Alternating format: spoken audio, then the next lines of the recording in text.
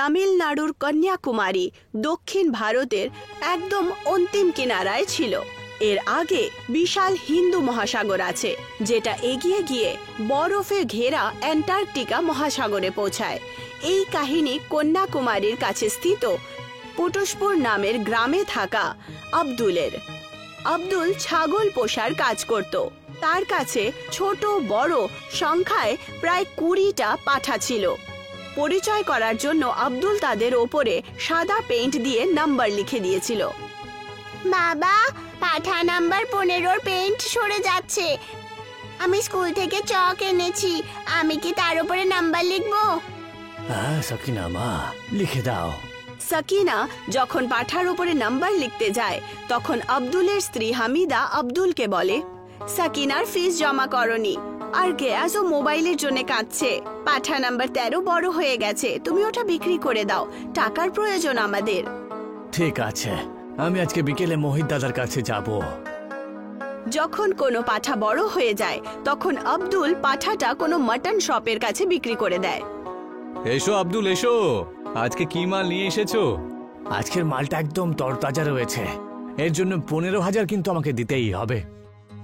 এই ছাগলটার জন্য 15,000 তোমাকে আমি দিতে পারবো না। আর এরকম ছাগল 7-8 হাজারে বিক্রি হয়। তবুও তুমি চেনা জানা মানুষ, তাই তোমাকে আমি 10,000 দেবই দেব। এর থেকে বেশি দাম কিন্তু কেউ তোমাকে দেবে না। আব্দুল 10,000-এ পাঠা বিক্রি করে দেয়। ও পাঠার মিষ্টি আর টাকা নিয়ে বাড়িতে পৌঁছায়। কততে বিক্রি করলে গো? মোহিত দাদা 10,000 দিল আমায়। মোহিত তোমাকে কম দাম দেয়, তুমি কোনো অন্য দোকানদারের কাছে কেন যাচ্ছ না? মোহিত দাদা তো আমার চেনা জানা বন্ধু, তাই না? ও ভালো দামে দিয়েছে নিশ্চয়ই। 10,000-এ সাকিনার ফিস আর গ্যাসের মোবাইল দুটো কাজই হয়ে যাবে নাকি? 3,000 আমার কাছে আছে, 13,000-এ দুটো কাজই হয়ে যাবে। বাচ্চাদের এই মিষ্টিগুলো দিয়ে এসো। আব্দুল যখনই কোনো পাঠা বিক্রি করত তার আফসোসও হতো, কারণ সে পাঠাকে পালতে পালতে তার সাথে ভালোবাসা হয়ে যেত। কিন্তু বিক্রি করা আব্দুলের বাধ্যকতা। ঘোড়া যদি ঘাসের সাথে বন্ধুত্ব করে তাহলে খাবে কি? আব্দুলের বাড়ি অনেক পুরনো আর খারাপ ছিল। রাত্রিবেলা যখন সবাই ঘুমিয়ে পড়ল তখন খুব জোরে বৃষ্টির কারণে ছাদ থেকে একটা বড় টুকরো গয়াসের পায়ে পড়ে যায়। গয়াসের পায়ে অনেক চোট লাগে আর বাড়ির ছাদে একটা বড় হোল হয়। গয়াসের পায়ের চিকিৎসায় অনেক টাকা খরচ হয়ে যায়। আমি কবে থেকে বলছি বাড়িটা ঠিক করিয়ে নাও, এখন দেখো না কি হয়ে গেল। এখন চিকিৎসাতেও টাকা খরচ হয়ে যাচ্ছে, আর এই ছেদটাও বন্ধ করতে হবে।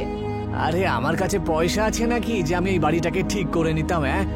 আর এই পুরনো বাড়িতে পয়সা লাগানোটা তো বোকামি হবে, এটা যখন তখন পড়ে যেতে পারে। তুমি যে কোনো ভাবে টাকা নিয়ে এসো, কারণ তাড়াতাড়ি নতুন ঘরের ব্যবস্থা করতে হবে, নয়তো আমাদের ছাদও তো থাকবে না। এই ছাগলের ব্যবসা করে আমার খুব বেশি কিন্তু লাভ হচ্ছে না, বুঝলে? আমাকে অন্য কিছু করতে হবে। হ্যাঁ বাবা, স্কুলের বাচ্চারাও তো আমাদেরকে ছাগলের দাদা বোন বলে সবসময় রাগায়। তুমি অন্য কোনো কাজ করো না। আব্দুলের পেঠা পছন্দ ছিল। আব্দুল ভাবলো যে পেঠার মিষ্টি বিক্রি করব। আমি কন্যাকুমারীতে যাব আর ওখানে গিয়ে আমি পেঠা বিক্রি করব, বুঝেছো? কিন্তু তুমি পেঠা বানাতেও তো জানো না। তাহলে আমি কোনো দোকানে কাজ করে পেঠা বানানো শিখে নেব। বাবা, পেঠা কেমন করে তৈরি করতে হয় সেটা শেখার জন্য কোথাও কাজ করার দরকার নেই তোমাকে। ওই দিন তুমি পেঠা নিয়ে এসেছিলে না, সেদিন আমি ইউটিউবে পেঠা তৈরি করার ভিডিও দেখেছিলাম। আব্দুল সমস্ত পাঠা বিক্রি করে দেয় আর কন্যাকুমারী গিয়ে পেঠা বানানোর সামগ্রী কিনে নেয় আর দোকানে বিক্রি করা শুরু করে দেয়। ওই যে পেঠার দাম কত? 200 টাকা কিলো। আমার বাচ্চারা রঙিন পেঠা খায়, তা তোমার কাছে কি রঙিন পেঠা আছে? এখন তো নেই বাবু মশাই, কিন্তু খুব তাড়াতাড়ি নিয়ে আসবো। আস্তে আস্তে আব্দুলের বিক্রি বাড়ে আর তার দোকান শহরে আব্দুল পেঠেওয়ালা নামে প্রসিদ্ধ হয়ে যায়। যখন আব্দুলের কাছে পয়সা একত্রিত হয় তখন সে নিজের একটা বড় বাড়ি বানায়। এই যে বাচ্চারা, তোমাদের পরীক্ষা শেষ হয়ে গেলে আমরা শ্রীলঙ্কায় ঘুরতে যাব।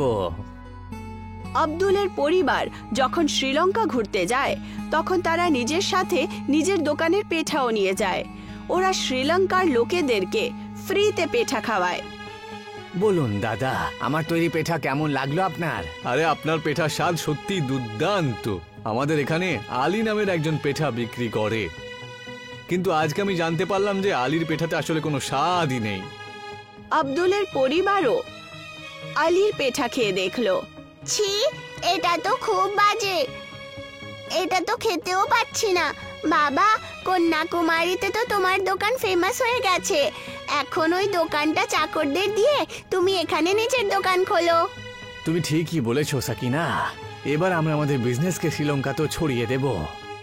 আব্দুল ভারত থেকেই পেঠা আনালো আর শ্রীলঙ্কাতে বিক্রি শুরু করলো। শ্রীলঙ্কার লোকেরাও আব্দুলের ব্যবসা খুব ভালো করে হতে লাগলো। আলীর পেঠা এখন লোকেরা খেতে বন্ধ করে দিল। আলী একদিন আব্দুলের কাছে গেল।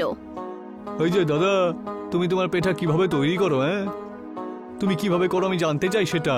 তোমাকে স্বাগত জানাচ্ছি বন্ধু, তোমাকে আমি সবকিছু খুব ভালো করে বোঝাবো, তারপর দেখাবো। আলী আব্দুলের পেঠা তৈরি করার সময় পুরো প্রসেস দেখলো। সে কথাটা বুঝতে পেরে গেল যে তফাৎ শুধু সবুজ রঙের কোয়ালিটির। আব্দুল দাদা, তুমি এত ভালো কোয়ালিটির সবুজ পেঠা কেন ব্যবহার করছো? আরে লো কোয়ালিটির পেঠা ব্যবহার করো, তাহলে বেশি লাভ করতে পারবে, তুমি বুঝেছো? না, আমি এমনটা করতে পারবো না। আমি আমার গ্রাহকদেরকে খুব ভালো কোয়ালিটির মালই উপলব্ধ করাতে চাই। তুমিও তোমার পেঠার কোয়ালিটি পাল্টে নাও। দেখো, তুমি আর আমি দুজন মিলে যদি লো কোয়ালিটির পেঠার ব্যবহার করি, তাহলে কোয়ালিটির ব্যাপারে কেউ জানতেই পারবে না, আমাদের দুজনেরই লাভ হবে। তুমি যদি বলো, তাহলে আমি আমার একজনের সাথে কথা বলিয়ে দিতে পারি, সে তোমাকে সস্তা পেঠা তোমাকে দিয়ে দিতে পারবে। না দাদা না, আমার সেসব লাগবে না। এই লোকটা যদি এখানে থাকে না, তাহলে আমার ব্যবসা শেষ হয়ে যাবে একেবারে। আলী একটা মেয়েকে কিছু টাকা দিল আর তাকে আব্দুলের কাছে পাঠায়। আমার কাছে টাকা নেই, কিন্তু আমার মিষ্টি খাওয়ার খুব ইচ্ছে করছে, আপনি আমাকে পেঠা খাওয়াবেন কি? হ্যাঁ দিদি, আপনি যত পারেন খেতে পারেন। আল্লাহর দয়ায় আপনি খেলে পরে আমার মাল কম হবে না। আপনার আওয়াজ তো পেঠার মতো মিষ্টি, আপনি আমাকে দিদি বলবেন না। আমার নাম রসিলি, আপনি আমাকে এই নামেই ডাকুন না।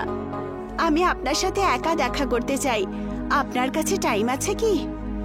আলীর প্ল্যান ছিল যে রসিলি আব্দুলকে ফাঁসিয়ে ফেলবে আর মিথ্যে আরোপ লাগিয়ে তাকে বদনাম করে জেলে পাঠিয়ে দেবে, কিন্তু আলীর প্ল্যান সফল হতে পারল না। আব্দুল রসিলির কথায় তাকে বুঝতে পেরে যায় আর শক্ত স্বরে বলে, আমি একজন বিবাহিত মানুষ, সেই জন্য আমি তোমার সাথে একা দেখা করতে পারবো না। ওখানে কোনো মেয়ের নাটক চলবে না, তুমি অন্য কিছু প্ল্যান করো। আলী নিজের চেনাশোনা একজন মন্ত্রীর কাছে পৌঁছে যায়।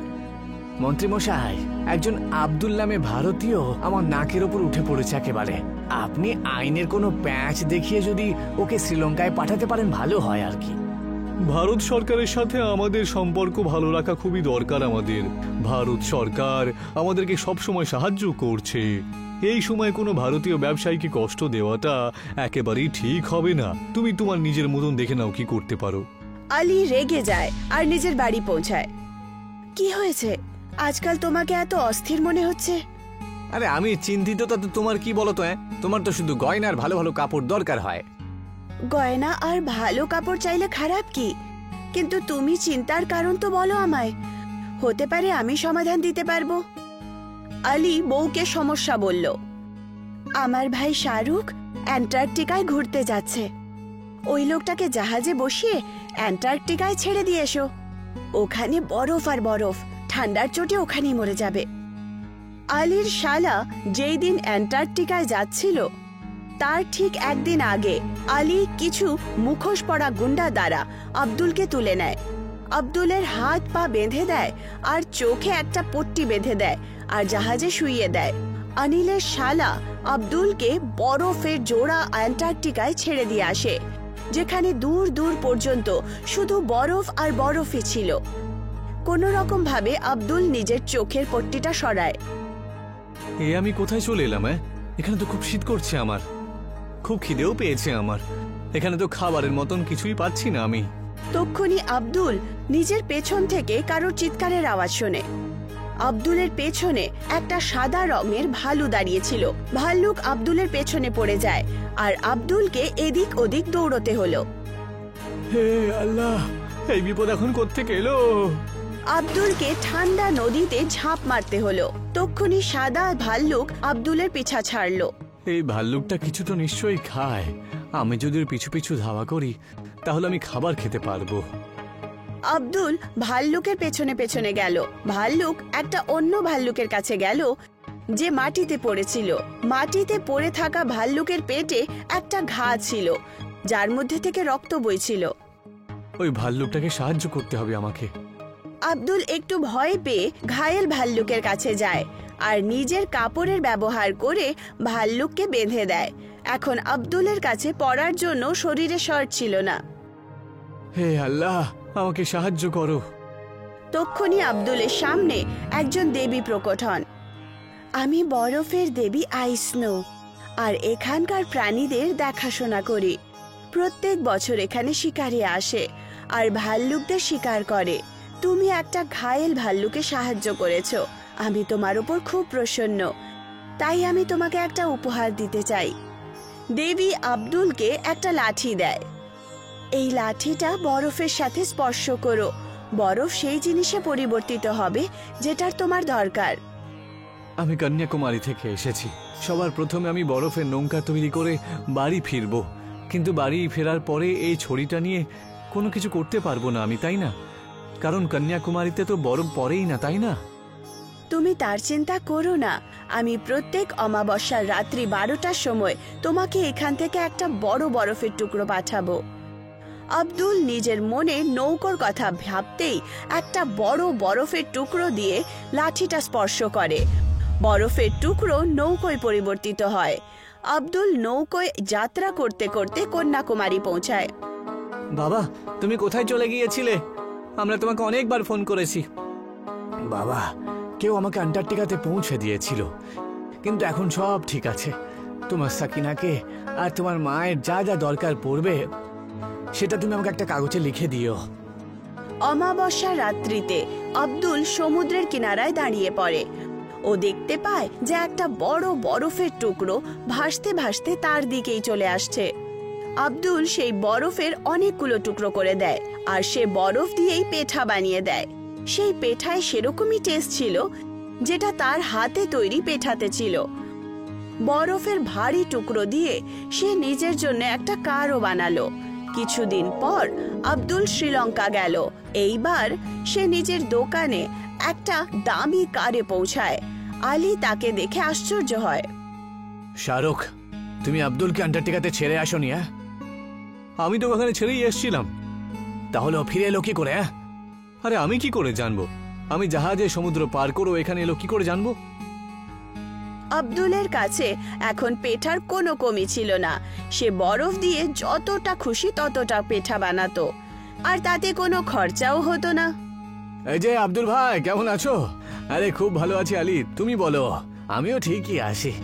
তোমার পেঠার কোয়ালিটি তো খুব ভালো হয়ে গেছে। হ্যাঁ, এরকম সুস্বাদু পিঠে কোথাও পাওয়া যায় না। একদম বরফের পেঠা জানো। তুমি ঠিকই চিনেছো। আমি এই পেঠা তো বরফ দিয়েই তৈরি করছি।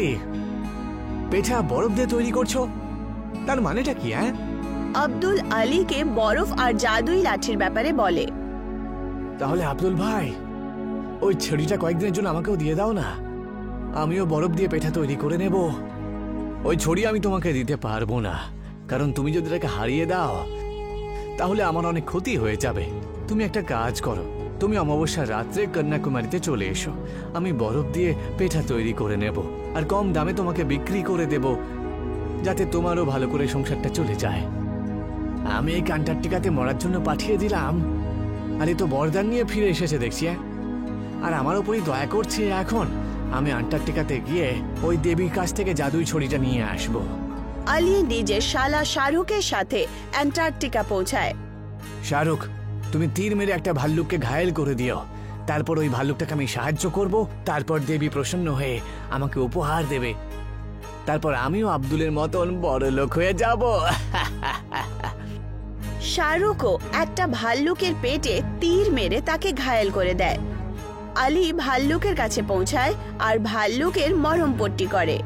তক্ষুনি বরফের দেবী ওখানে প্রকট হন। আমি তোমার কথা শুনেছি, তুমি আমার বরদান পাওয়ার জন্য ইচ্ছাকৃতভাবে ওই ভাল্লুককে ঘায়েল করেছো। তোমাকে দণ্ড দেব। দেবী 4টে ভাল্লুক আলীর পেছনে পাঠিয়ে দেয়। আলী নিজের প্রাণ বাঁচানোর জন্য ঠান্ডা নদীতে ঝাঁপ মারে। আরে কেউ আমাকে এখান থেকে বাইরে বের করো, এই ভাল্লুক তো আমাকে যেতেই দিচ্ছে না এখান থেকে। আমাকে ক্ষমা করে দাও দেবী, এখান থেকে বের করে দাও, আমি বাড়ি যেতে চাই। এইভাবে আলী নিজের পাপের ফল ভুগল। কোলাপুরের একটি শহরে শম্ভু নিজের বউ আর বাচ্চাদের সাথে বাস করত। কোলাপুরে খুব গরম আর খরা দেখা দেওয়ার কারণে গ্রামবাসীরা সবাই বাড়িতেই থাকতো। এত গরম, মনে হচ্ছে নরকে বাস করছি। আরে তুমিও না, সব সময় এই ধরনের উল্টোপাল্টা কথা বলো। কিছু দিনের ব্যাপার, সবকিছু ঠিক হয়ে যাবে। আরে গত 1 মাস ধরে একই কথা বলছো। আজকে খাবারটা খেয়ে নাও, কালকে দেখবে আমরা খাবারও পাবো না। কি ভালো হতো যদি অন্য গ্রামবাসীদের মতন আমরাও যদি সুখে থাকতে পারতাম। অন্য গ্রামের পুরুষরা সব সময় কাজ করে আর পরিশ্রম করে, এমনিতে নয় বাড়িতে বসে বসে শুধু মোটা হয়ে যায়। তুমি সব সময় আমাকে খোঁটা দিয়েই খুশি থাকো, কি জ্বালা। আরে একটু প্রশংসা করলে কি হবে বলো তো? প্রশংসা করার জন্য কোনো কাজও করো তুমি? শম্ভু নিজের স্ত্রীর সাথে ঝগড়া করে মাথা গরম করে বাড়ি থেকে বাইরে চলে আসে। চলো সংবাদ বাবু, এখানে কি করছো? তুমি তো খুবই ঢিলে, সব সময় গ্রামে সবকিছু হওয়ার পরেই আসো। আরে কি হয়েছে সেটা আগে বলো তো, বেশি ফ্যাচ ফ্যাচ করো না। ওখানে দেখো, শেরু শহর থেকে বরফ নিয়ে এসেছে আর গ্রামের লোকেদেরকে ফ্রিতে খাওয়াচ্ছে। যাও যাও, একটু বরফ খাও আর নিজের বউকে গিয়েও দিও। কমপক্ষে তোমার বরফ দিয়ে ও খুশি তো হবে, কারণ অন্য কিছু তো তুমি দেবেই না। শম্ভু এই খবর শোনার পরই শেরুর কাছে দৌড়ে দৌড়ে যায় আর ওকে জিজ্ঞাসা করে, এই যে শেরু দাদা, তুমি এত ভালো ভালো বরফ কোত্থেকে আনলে গো? বেশ ভালো লাগছে দেখে যে তুমি গ্রামের লোকেদেরকে সাহায্য করছো। এই বেশি তেল লাগিও না তো, আর বরফ নিয়ে যাও, আমি তোমার কাছ থেকে টাকা পয়সা নেব না। না না, আমাকে শুধু একটা কথা বলো, এই বরফ তুমি কোত্থেকে আনছো বলো। আরে আমি তোমাকে আবার বলছি তো, আম খাও, আটি কেন গুনছো? ওই সময় তো শম্ভু চুপচাপ বরফ নিয়ে বাড়ি চলে যায়। তারপরে নিজের স্ত্রীর সাথে জলের মধ্যে ওই বরফ মিশিয়ে খেতে শুরু করে দেয়। শেরু কত ভালো আর সরল সোজা, লোকেদেরকে বরফ দিয়ে ওদের তেষ্টা মেটাচ্ছে, নয়তো এই গরমে আমাদের কি অবস্থা হতো জানি না। একটু আগে তো তুমি বলছিলে যে কয়েকদিনের মধ্যেই গরম শেষ হয়ে যাবে। তোমার মনও না একদম বরফের মতনই এদিক ওদিক গলে গলে চলে যায়। পরের দিন শম্ভু শেরুর পিছু নিতে শুরু করে দেয় আর তার সাথেই বরফের সেই জায়গায় চলে যায়। তারপর ওখানে গিয়ে সে দেখে যে একটা অচেনা লোকের সাথে শেরু কথা বলছে। শোনো, আরও কয়েকটা দিন আমাকে বরফ দিয়ে দাও, আমি তোমার কাছে হাত জোর করছি, তাহলে আমার গ্রামের সবার সামনে আমার সম্মান বেড়ে যাবে, তারপর আমি গ্রামের প্রধান হয়ে যাব। হ্যাঁ হ্যাঁ, ঠিক আছে, কিন্তু এটাই তোমাকে শেষবারের মতন দিচ্ছি। এরপর থেকে আর আমি তোমাকে কোনো বরফ টরফ কিচ্ছু দেব না। হ্যাঁ, যাও এখান থেকে নিয়ে চুপচাপ সব চলে যাও। দিন রাত শুধু আজে বাজে ভাঁট বকে। সে যা ইচ্ছে তুমি বলো, এইবার আমাকে একটু বেশি করে দিয়ে দিও ব্যাস। শেরু আর ওই বরফওয়ালার কথাগুলো শম্ভু খুব ভালোভাবেই বুঝতে পেরে যায়। শেরুর ব্যাপারে সবকিছু জানতে পেরে গিয়েছিল। শেরু যেই ওখান থেকে চলে যায়, তখন শম্ভু ওখানে গিয়ে ওই বরফওয়ালাকে বলে যে, আচ্ছা আমি কি বলছি, আমার কথা শুনছেন না কেন? আরে আগে তুমি কিছু বললে তবেই তো আমি শুনবো নাকি? ফালতু ফালতু মাথা খেও না তো আমার, এমনিতেই আমি সমস্যার মধ্যে রয়েছি। আচ্ছা শেরু তোমার কাছ থেকে যে ফ্রিতে মালগুলো নিয়ে যায়, তুমি কি ওগুলো পয়সা দিয়ে আমাকে বিক্রি করবে? যদি তুমি ভালো পয়সা দাও তাহলে অবশ্যই আমি তোমাকে বিক্রি করব, কিন্তু একটা শর্ত রয়েছে, তুমি শেরু আর অন্য কাউকেই বরফ বিক্রি করতে পারবে না। আরে এটা বলার কি আছে? হ্যাঁ, ওরা তো এমনি ফ্রিতে নিয়ে যেত, এখন তুমি টাকা দিচ্ছ, তাহলে আমি তোমাকেই দেব। পরের দিন থেকেই ওই বরফওয়ালা শেরুকে ফ্রিতে বরফ দেওয়া বন্ধ করে দেয় আর শম্ভুকে টাকা পয়সা নিয়ে বরফ বিক্রি করে। শম্ভু সেই বরফওয়ালার কাছ থেকে বরফ নিয়ে বিক্রি করার ব্যবস্থা করে। এসো এসো, বরফ কিনে না, খুব ঠান্ডা ঠান্ডা ভালো ভালো বরফ রয়েছে আমার কাছে, তাড়াতাড়ি চলে এসো, বরফ শেষ হয়ে যাবে, এসো। আরে বা সংবাদ বাবু, এই হলো তো কথা, গ্রামে বরফ বিক্রি করছো? আমরা তো শেরুর থেকে ফ্রিতেই নেব। আরে শেরু টেরু আর কেউ আসবে না, বুঝেছো? তোমার লাগলে তুমি নিয়ে নাও, আর আমি ফ্রিতে দেবো না, পুরো 50 টাকা লাগবে এক বাক্স বরফের দাম, বুঝেছো? শম্ভু তখন থেকেই নিজের মন মতন বরফ বিক্রি করতে থাকে। শেরুর হাতে এখন আর কিছুই বেঁচে ছিল না। শেরু ওকে বরফ বিক্রি করতে দেখে আর বলে, বাহ বন্ধু বাহ, তুই কি না শেষে আমার পিঠের পেছনে ছুরি ভুকিয়ে দিয়ে এত বড় চক্রান্ত করলি? আরে আমি তো শুধু সুযোগের সদ্ব্যবহার করেছি। তুই যা গিয়ে প্রধান হওয়ার ব্যবস্থা কর, যা। আচ্ছা, তাহলে তুই এই কথাটাও জেনে গেছিস দেখছি। শেরু সেই সময় কিছুই করতে পারে না, কিন্তু শম্ভুর মনে লোভ জমে গিয়েছিল। শম্ভু গ্রামে গ্রামে গিয়ে বরফ বিক্রি করতে শুরু করে দেয়। গ্রামবাসীরা গরমে আর লোভে পড়ে বাধ্য হয়ে শম্ভুর কাছ থেকে টাকা দিয়ে বরফ কিনতে শুরু করে। এখন আমার আরো বেশি বেশি বরফ লাগবে, আমি তোমাকে বেশি টাকা দেওয়ার জন্য রেডি আছি, বুঝেছো? আরে এটা কি বরফের কারখানা নাকি, হ্যাঁ, যে আমি তোমাকে অনেক বেশি বরফ দেব? আমার কাছে এইটুকুই পাবে, যদি নিতে পারো তাহলে নাও, না হলে নিও না। তোমার থেকে ভালো তো ও শেরু ছিল, প্রধান হওয়ার জন্য কাকুতি মিনতি করতো সেটা ঠিকই, কিন্তু ওর মনটা খুব পরিষ্কার ছিল। শম্ভু বেশি টাকার লোভে বরফের মধ্যে নোংরা জল মিশিয়ে দিত, যাতে বরফ বেশি বড় হয়ে থাকে। পুকুর থেকে জল নিয়ে এসে ওই বরফওয়ালাকে দিয়ে দিত, যাতে বরফ বেড়ে যায় আর সে বেশি পয়সা রোজগার করতে পারে। তুমি এতগুলো বরফ কোত্থেকে আনছো? কাল গ্রামের কিছু লোক ওই বরফের জল খেয়ে অসুস্থ হয়ে পড়েছে। আমার তো খুবই ভয় করছে। বেশি লোভের কারণে তুমি কোনো ভুলভাল কাজ না করছো। আরে গ্রামের লোকেরা দুর্বল, তাতে আমি কি করতে পারি বলো তো? আমি শুধু একজন বরফের ব্যবসায়ী। ব্যাস, তুমি কোনো খারাপ কাজ করো না যেন। কিন্তু শম্ভু কারুর কোনো কথা শোনে না। পুকুর থেকে জল নিয়ে এসে বরফ জমা করে আর সেটা গ্রামের লোকেদের বিক্রি করে, আর সেই কারণে গ্রামের অর্ধেক লোক অসুস্থ হয়ে পড়ে। সবার শরীর খারাপ হয় আর অন্যান্য অসুখ হয়। আর এই সব বসে বসে যমরাজ আর চিত্রগুপ্ত দেখছিল। আজকাল দেখছি কোলাপুরে একটু বেশি বরফ নিয়ে অবিচার হচ্ছে মহারাজ। শম্ভুর আর কতদিন আয়ু আছে একটু খোঁজ নাও তো। এখনো তোর জীবনের প্রায় 40 বছর বেঁচে রয়েছে মহারাজ। আয়ুর বিরুদ্ধে তো আমরা যেতে পারবো না। গতবারের মতন পৃথিবীতে আমাদের আবার যেতে হবে আর ওকে শাস্তি দিতে হবে। তাহলে চলুন আমরাও গিয়ে একটু বরফের ব্যবসা করে আসি, কি বলেন আপনি? তাহলে যেমন লোহাই লোহাকে গলিয়ে দেয়, তেমনি বরফও বরফকে গলিয়ে দেবে। তুমি এবার শুধু আমার খেলা দেখো আর একজন ব্যবসায়ী রূপ ধারণ করে নাও। যমরাজ আর চিত্রগুপ্ত কোলাপুর গ্রামে একজন বড় ব্যবসায়ী রূপ ধারণ করে এসে চলে আসে। আমাদের কি করতে হবে মহারাজ? আমরা এখানে একটা বড় বরফের পাহাড় বানাবো। তুমি দেখো, লোভে পড়ে অবশ্যই শম্ভু ওখানে যাবে। যমরাজ নিজের দিব্য শক্তির সাহায্যে একটা বড় বরফের পাহাড় তৈরি করে। সারা গ্রামবাসী বরফের পাহাড় দেখে অবাক হয়ে যায়, আর সেই সুযোগ দেখে শম্ভু ওখানেও গিয়ে পৌঁছয়। তারপর শম্ভু বলে, মনে হচ্ছে ওই বরফওয়ালাটা আমার জন্যই এটা এখানে দিয়ে গেছে। ও নিশ্চয়ই আমাকে দেখে বিরক্ত হয়ে গেছে। আরে তাতে আমার কি, আমি তো বরফ বিক্রি করব। শম্ভু বরফের পাহাড় দেখে ওখানে চলে যায়। তারপর বলে, এই বরফের পাহাড়টা কোত্থেকে এলো এখানে? তারপর যমরাজ আর চিত্রগুপ্ত ওখানে চলে আসে। তারপর চিত্রগুপ্ত বলে, আরে তুমি এসব নিয়ে কেন চিন্তা করছো? এই বরফটা তোমার জন্যই এখানে আনা হয়েছে, যাও গিয়ে নিয়ে নাও তুমি। আমাদের ওই বরফওয়ালাই তো এখানে পাঠিয়েছে তোমার জন্য। এই বরফ তো শুধু আপনার জন্য একটা উপহার। আপনি এত ভালো কাজ করছেন যে, সেটাও এত গরমে লোকেদেরকে বরফ দিচ্ছেন, এটা খুবই পুণ্যের কাজ। আরে এই কথাটা আমিও জানি। হ্যাঁ, যখনই আমার কেউ প্রশংসা করে না, মানে আমার তখন খুব লজ্জা পায় যে।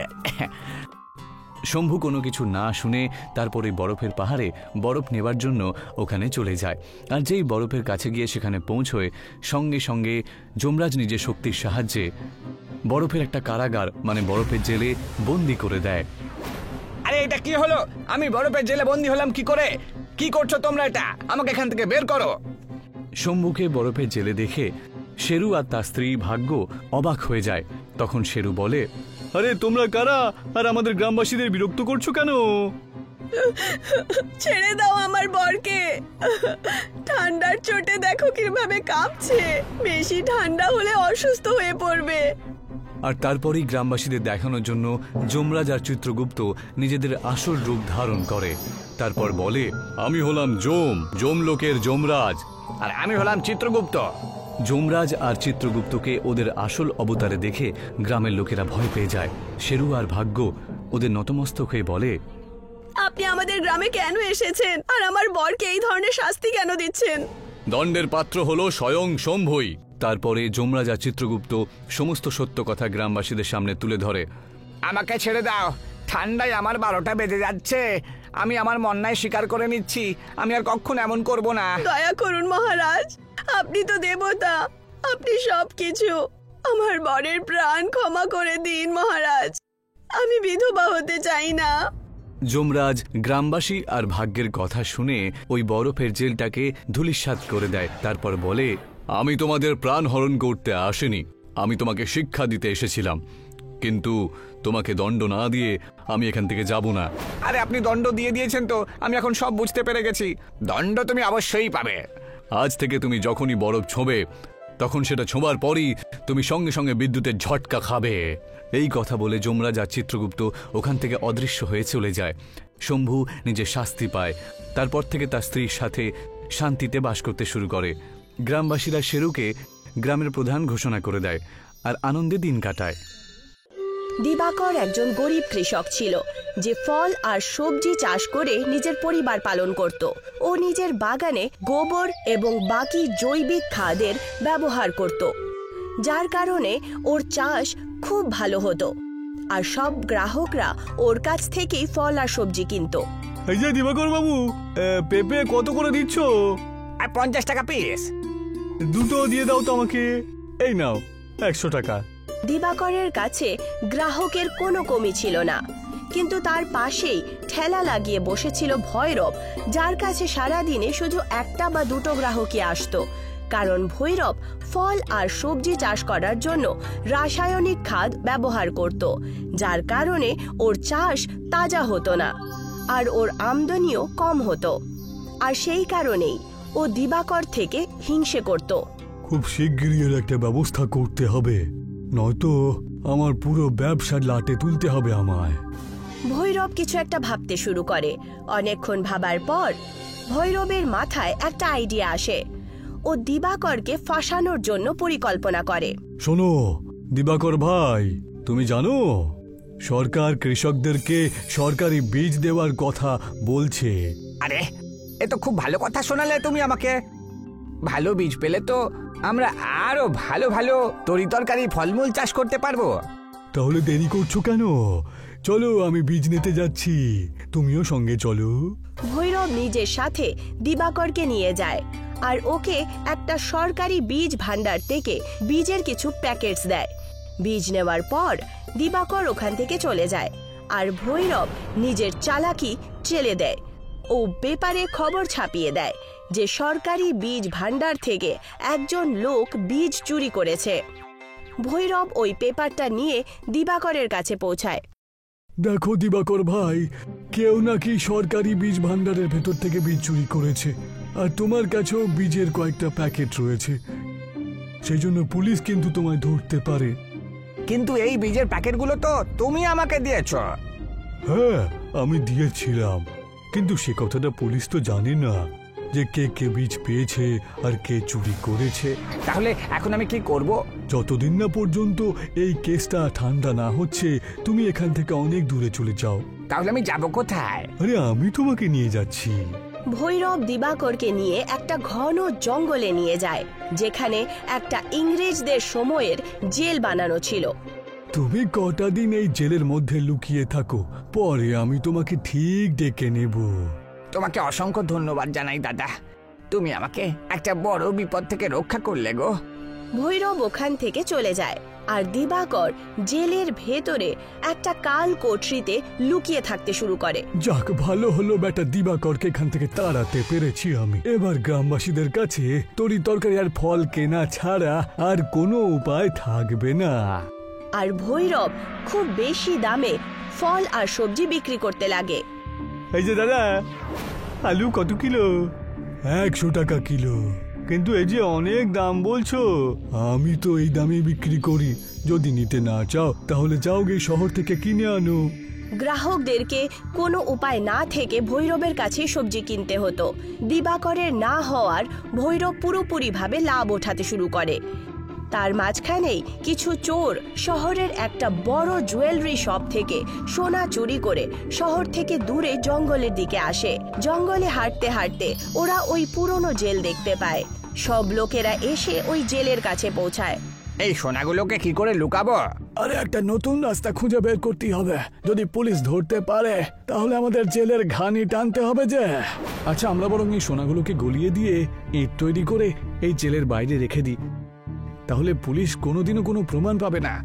হ্যাঁ, এটা তো খুবই ভালো কথা বলেছো। এমনিতে তুমি চোর হলেও তোমার বুদ্ধি দেখছি একদম পুলিশের লোকেদের থেকেও বেশি। সমস্ত চোরেরা শহর থেকে চুরি করে আনা সোনাকে আগুনে রেখে গলাতে শুরু করে আর তা দিয়ে ইট বানাতে শুরু করে। ওই সোনা দিয়ে বানানো ইটগুলোকে জেলের বাইরের দেয়ালে লাগিয়ে দেয়, যার কারণে পুরো জেল সোনার হয়ে ওঠে আর চমকাতে শুরু করে। এতক্ষণ একটা কাজের কাজ করেছো, দেখো আমরা এই ইংরেজদের জেলকে একদম সোনার জেল করে দিলাম। এখন পুলিশ তো দূর চায়, সিবিআই এর লোকেরাও আমাদের ধরতে পাবে না। এবার চলো এখান থেকে চলে যাই আর শহরে গিয়ে মজা করব। সমস্ত চোরেরা হাসি খুশি শহরের জন্য বেরিয়ে পড়ে। অন্যদিকে কিছু দিন কেটে যাওয়ার পর ভৈরব দিবাকরকে দেখার জন্য জঙ্গলে আসে।